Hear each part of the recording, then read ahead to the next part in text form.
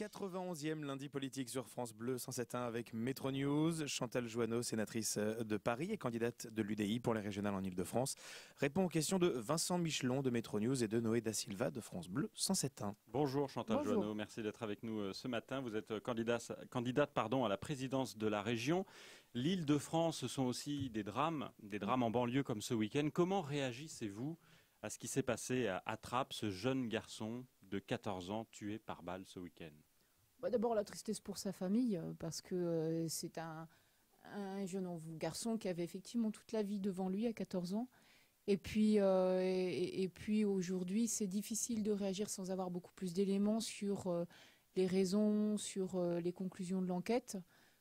Dans tous les cas, ça témoigne effectivement d'un climat de violence latent dans la plupart dans quelques cités, pas la plupart, dans quelques cités.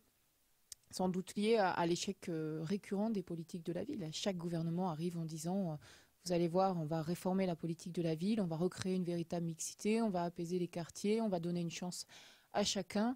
Et tout gouvernement confondu, on arrive avec le même constat récurrent d'épisodes de violence dans quelques quartiers. Fort heureusement, c'est quand même pas le cas de la majorité des quartiers. Mais Chantal Jouanneau, dans la deuxième partie, on va plus évoquer évidemment les élections régionales et les alliances avec l'UMP, les jeux politiques. Mais quand on vise la présidence de la région Île-de-France avec un siège qui est dans le 7e arrondissement de Paris, est-ce qu'on s'intéresse, est-ce qu'on a les mots pour s'adresser à ces personnes qui habitent loin du cœur de Paris et qui vivent ces difficultés au quotidien?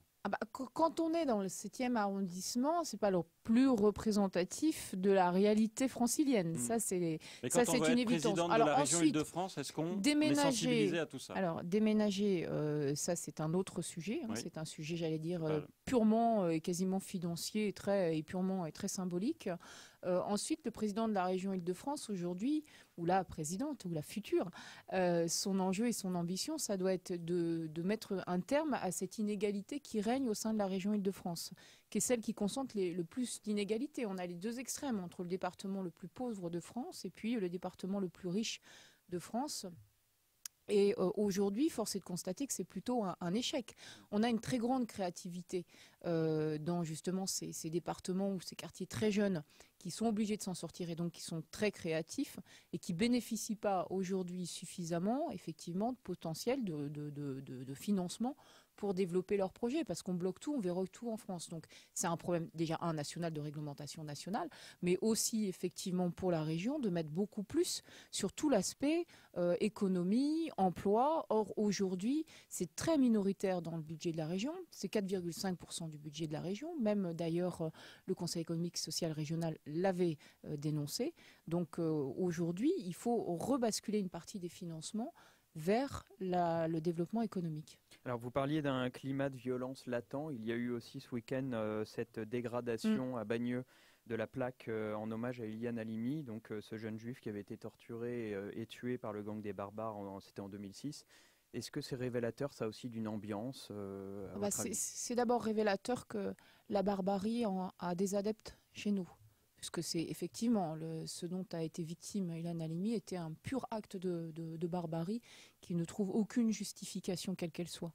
Et ça veut dire qu'il y a encore des personnes qui se revendiquent de cette barbarie. D'abord, il ne faut pas aller beaucoup plus loin et chercher des excuses et chercher des explications à ce qui a été fait, puisque c'est hautement symbolique. Donc oui, ça existe encore. La France est un pays où l'antisémitisme, même s'il est très minoritaire dans l'opinion publique, beaucoup moins imprégné qu'ailleurs, par contre, les actes d'antisémitisme sont importants, parce que la France concentre 20% des actes d'antisémitisme mondiaux. Donc c'est quand même extrêmement, extrêmement important dans sa violence. Donc oui, il y a des tensions aujourd'hui qui existent. Ça veut dire que maintenant, il va falloir mettre des policiers pour surveiller les plaques commémoratives ça suffira en rien. Comment est-ce qu'on rassure cette population D'abord, les policiers sont là pour protéger les hommes. pour protéger les habitants, les femmes et les hommes. Et ça ne suffira en rien à réduire effectivement les tensions. Ça, c'est plutôt par l'éducation, par effectivement la nécessité de recréer une véritable mixité. On a extrêmement ghettoisé, et je dois dire que la région continue à ghettoiser et à faire des quartiers où on fait effectivement du logement social à mort dans certains quartiers sans essayer au contraire de recréer de la vraie mixité et de mieux répartir les choses. Mais ça, on pourrait en parler beaucoup si vous avez un petit peu de temps sur la vision qu'on doit développer au sein de cette région. On va y revenir évidemment dans la deuxième partie avec les idées pour la région Île-de-France. L'actualité, c'est également Jean-Marie Le Pen aujourd'hui qui passe devant la commission disciplinaire, on va dire, du Front National pour ses provocations verbales à répétition. Marine Le Pen veut qu'il ne s'exprime plus au nom du FN. Que voyez-vous dans tout cela? C'est freudien, c'est politique, c'est médiatique? C'est médiatique, c'est une grande mise en scène parce qu'elle l'a absolument pas empêché de monter sur scène lors des commémorations du 1er mai. Mais l'a empêché de parler quand même. L'a empêché symboliquement et visuellement parce qu'il fallait bien que tout le monde voit effectivement. Ça permet de dédiaboliser le Front National et de montrer que Marine n'est pas comme son père. En réalité, tout le discours, le fond du projet est exactement le même. Le fond du projet est le même. En quoi est-ce qu'il est différent? Donc ça ressemble à une grande mise en scène pour essayer effectivement à chaque fois plus de normaliser Marine Le Pen. C'est un coup monté de la famille Le Pen. C'est pas un coup monté, mais enfin ça fait une grande mise en scène médiatique, quoi. Donc Jean-Marie Le Pen on verra, va pas être exclu. À mon avis, même s'il était exclu, qu'est-ce que ça changerait? À l'âge clair, qu'est-ce que ça changerait? Qu'avez-vous pensé de la manif du 1er mai, justement, du Front National, avec des journalistes qui ont été... Elle a été émaillée de violences qui sont à l'image de ce qu'est effectivement le discours profond du Front National et de ce qu'est son origine. C'est-à-dire, effectivement, pas du tout le vivre ensemble, pas du tout la tolérance, mais au contraire, des appels récurrents à la violence et au rejet de l'autre. Donc, et notamment vis-à-vis des journalistes, quand on refuse la liberté de la presse, la liberté d'expression de la presse, c'est qu'on n'est pas fondamentalement républicain. Quand on agresse effectivement des journalistes de Canal+ au motif qu'ils ne retranscriveraient pas la vérité des choses, au motif qu'ils sont provocateurs, c'est un refus de la liberté de la presse. Je veux dire que c'est aussi clair et simple que ça. Enfin, si on accepte ça sur notre territoire, on ne peut pas aller dénoncer les journalistes qui se font emprisonner dans d'autres pays ou tuer dans d'autres pays parce qu'ils défendent des opinions, parce qu'ils défendent des libertés d'expression. Alors Chantal Joanneau, vous avez été membre de l'UMP avant d'entrer à l'UDI. Le nouveau nom, les Républicains, apparemment les adhérents, les militants vont se prononcer sur ce nom à la fin du mois de mai. Est-ce que ça vous plaît, les Républicains, si vous aviez été encore à l'UMP? D'abord, c'est un choix interne à l'UMP. Donc c'est vrai que nous, normalement, on n'a pas... nous, normalement, on n'a pas à se prononcer dessus. J'observe que dans le nom de ce parti, le nom d'union disparaît. Donc ça veut dire que sans doute on a fait une croix sur toute forme d'union au sein de la droite. Deuxièmement, les Républicains, ça renvoie effectivement à l'histoire des États-Unis avec une opposition très forte entre républicains et démocrates. Chez nous, on a choisi le terme de démocrate. Vous êtes opposé? On n'est pas opposé, mais enfin en tout cas, on n'est manifestement pas exactement sur la même ligne. On a des points de différence, mais à la limite, ça peut créer des complémentarités plutôt que des oppositions d'ailleurs. Est-ce que comme la gauche, vous avez l'impression de vous faire voler le terme républicain si un parti le prend? Ça, ce sont des jeux de mots. Je sais qui n'est pas républicain comme parti, le Front National en l'occurrence. Toujours est-il qu'effectivement, qu'on soit au Parti Socialiste, qu'on soit à l'UDI... Un homme politique ne pourra plus dire demain « je suis républicain ». Je suis républicain. Oui, mais ça, je pense que honnêtement, ça ne changera en rien l'image que peuvent avoir les gens, les personnes ou non, de ce qu'est l'UMP aujourd'hui. Toujours est-il que moi, j'aime pas du tout cette vision bipartisane qu'on a de la France qui opposerait républicains et démocrates. Nous sommes démocrates et on est très contents de l'être. Une démocrate ce matin sur France Bleu 107, chez Chantal Joanneau, candidate de l'UDI pour les régionales en Île-de-France. Et on revient pour la deuxième partie dans quelques secondes, Robin. Suite de lundi politique sur France Bleu 107.1, Chantal Joanneau, candidate UDI aux élections régionales en Île-de-France, répond aux questions de Noé da Silva et Vincent Michelon de Métro News. Alors ce soir, le député maire UDI de Neuilly-sur-Seine, Jean-Christophe Fromentin, sera à l'église pour célébrer une conférence, célébrer la joie de l'Évangile. Il se revendique catholique. Est-ce que cette intervention dans une église vous gêne? Est-ce que c'est une erreur selon vous? Il ne va pas célébrer la conférence, il va assister. Il va assister à une conférence. Célébrer une messe. Il va célébrer la joie de l'évangile. Sur le fond, ça vous gêne? À une conférence. Vous ça savez, vous fait sourire, on reçoit, alors oui, ça fait sourire. On reçoit assez régulièrement, nous au Sénat, des invitations à des conférences paroissiales sur des sujets de société. Écoutez ce que les religions ont à dire sur des sujets de société, que ce soit par exemple l'écologie, que ce soit, c'est au contraire nécessaire. Enfin, je veux dire, aujourd'hui peut-être plus qu'avant, écoutez les différentes religions, mais il va s'exprimer sur l'évangile. Ce qui supposerait d'ailleurs que s'il le fait pour cette religion, il le fasse aussi pour d'autres religions et qu'il soit plus un témoin de ce que...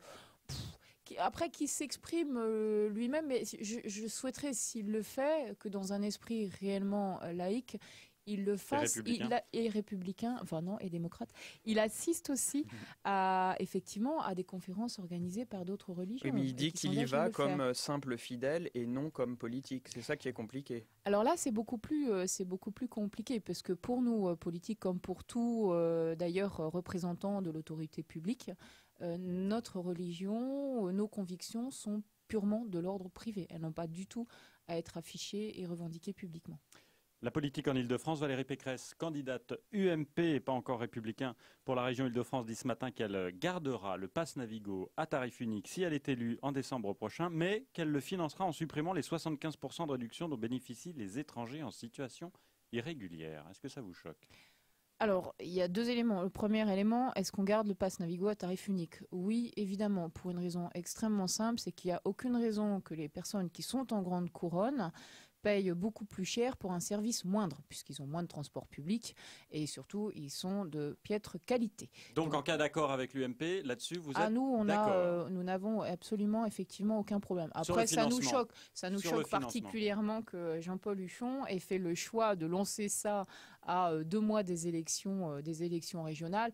La manœuvre électorale est un peu grosse, mais enfin bon, les électeurs jugeront par sur le financement. Ensuite, sur la question du financement... supprimer les 75% de réduction dont bénéficient les étrangers en situation irrégulière. Là, on est purement, effectivement, dans de l'affichage très politique, puisqu'on sait fort bien, vous et moi, que ce n'est pas à la hauteur des besoins de financement. Le pass Navigo, c'est un coût global à tarif unique qui est de l'ordre de 500 millions d'euros.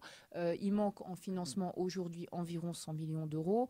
Or, pour la question des étrangers, on n'est pas du tout dans cet ordre de Mais ça grandeur. vous choque, l'idée même? Mais l'idée même, c'est d'ailleurs un des points qui nous différencie de l'UMP. C'est-à-dire que, justement, un des points qui nous différencie, c'est la question du vivre ensemble. Nous ne voulons pas, nous, pointer du doigt certaines catégories de population. Pour les personnes qui sont en situation irrégulière, qu'ils aient à effectivement utiliser les transports en commun pour faire des démarches administratives, pour faire valoir leurs droits, c'est normal. À la limite, il serait d'ailleurs peut-être plus cohérent que ces démarches puissent être prises en charge par les communes dans le cadre des CCAS pour être mieux prises en charge au cas par cas. Ça, c'est vrai. Mais en tout cas, en aucun cas, nous ne voudrons stigmatiser telle ou telle catégorie de population. Vincent. Chantal Joanneau, l'UDI n'a pas l'air vraiment prête de passer des accords au moins de premier tour avec l'UMP dans le cadre des prochaines régionales. Est-ce que c'est encore plus vrai en Île-de-France exactement? C'est que en Île-de-France cette situation A priori, les discussions ne sont pas terminées dans toutes les régions. En tout cas, en Île-de-France, nous souhaitons et nous aurons avoir une liste indépendante au premier tour, parce que pour plusieurs raisons. D'une part, parce que nous n'avons pas la menace du Front National en Île-de-France. Quand même, 18 à 20%. Oui, mais enfin, c'est pas une menace au point d'exclure un des partis, effectivement, un des partis de droite. Donc ça, c'est un premier point important. Mais pour ceux qui vous écoutent, là, qui se disent, on parle beaucoup de l'UDI et de l'UMP, il y a eu des accords aux dernières départementales.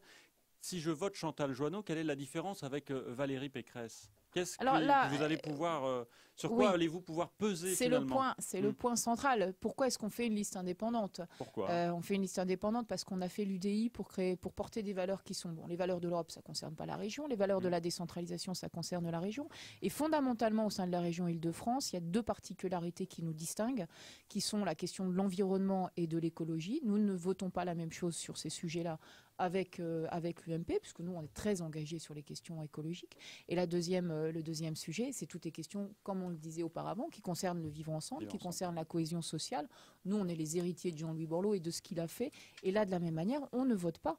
On ne vote vraiment pas la même chose avec l'UMP. Dernière question, Vincent. Donc vous irez jusqu'au bout, au moins de ce premier tour. Nous irons jusqu'au bout. Ramayad n'a pas l'air d'y croire. Elle dit, non, mais Ramayad n'a pas l'air d'y croire, mais bon, je comprends qu'elle ait une forme de rancœur puisqu'elle n'a pas été sélectionnée effectivement pour conduire la liste. Enfin, quand elle plaidait pour conduire la liste, elle plaidait aussi pour l'indépendance. Rama a toujours plaidé pour l'indépendance de l'UDI, donc tout le monde sait bien que c'est pas le fond de sa pensée. Ensuite, nous irons jusqu'au bout parce que pour l'UDI, à quoi ça sert de créer un parti, de le déclarer indépendant et ensuite de faire systématiquement des alliances. Surtout que là, on est sur un scrutin proportionnel. Ce n'est pas le même enjeu que pour un scrutin majoritaire comme les élections départementales. Le scrutin proportionnel, c'est le scrutin où les partis doivent présenter leur projet. Sinon, honnêtement, ça ne sert à rien d'avoir un parti indépendant, autant fermer la boutique et aller se faire l'union avec un autre parti. Merci beaucoup Chantal Joanneau d'être venue ce matin sur France Bleu 107.1 en partenariat avec Métro News. On vous retrouve d'ailleurs en vidéo sur nos 2 sites respectifs. Je rappelle que vous êtes candidate UDI pour les régionales en Ile-de-France. Merci, très bonne journée à vous.